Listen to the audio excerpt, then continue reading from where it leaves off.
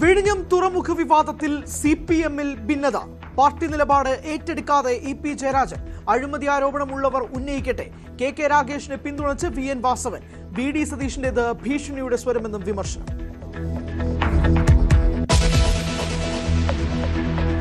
BJP തെരഞ്ഞെടുപ്പ് ഫണ്ടിൽ 12 കോടിയുടെ ക്രമക്കേടെന്ന് സൂചന. ആരോപണ വിധേയർ ഈ കാലയളവിൽ വായ്പകൾ അടച്ചു തീർത്തെന്നും വാഹനങ്ങൾ വാങ്ങിയെന്നും കണ്ടെത്തൽ.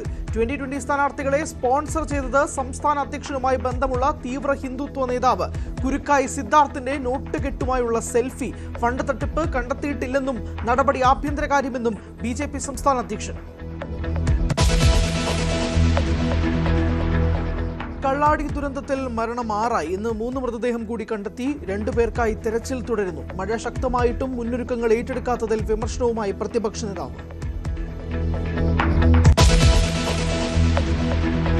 കോഴിക്കോട് കക്കാടംപൊയിലിലെ അപകട ഭീഷണി ഉയർത്തുന്ന മൺകൂന നീക്കാൻ നടപടി. വില്ലേജ് ഓഫീസറും ഫയർഫോഴ്സും പരിശോധന നടത്തി.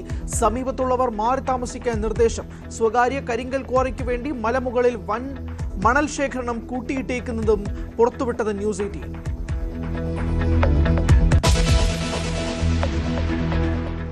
ഉത്തരേന്ത്യയിൽ കനത്ത മഴ തുടരുന്നു. ഡൽഹിയിലും ഹിമാചലിലും വെള്ളപ്പൊക്കം. റോഡ് റെയിൽ ഗതാഗതം താറുമാറായി. പാളങ്ങളിൽ മണ്ണിടിച്ചിൽ ഭീഷണിയും. കോറോ ഹെൽത്ത് കൂട്ടപ്പിരിച്ചുവിടലിൽ ഇടപെട്ട ഹൈക്കോടതി. ചർച്ചയിലൂടെ പരിഹരിക്കാനാണ് നിർദ്ദേശമെന്ന് കോടതി. ചട്ടങ്ങൾ പാലിച്ച് ചർച്ച നടത്തണം. സർക്കാരിന് വിഷയത്തിൽ ഇടപെടാൻ ബാധ്യതയുണ്ടെന്നും ഹൈക്കോടതി. മാനേജ്മെന്റ് സർക്കാരും പങ്കെടുക്കുന്ന ചർച്ച നാളെ.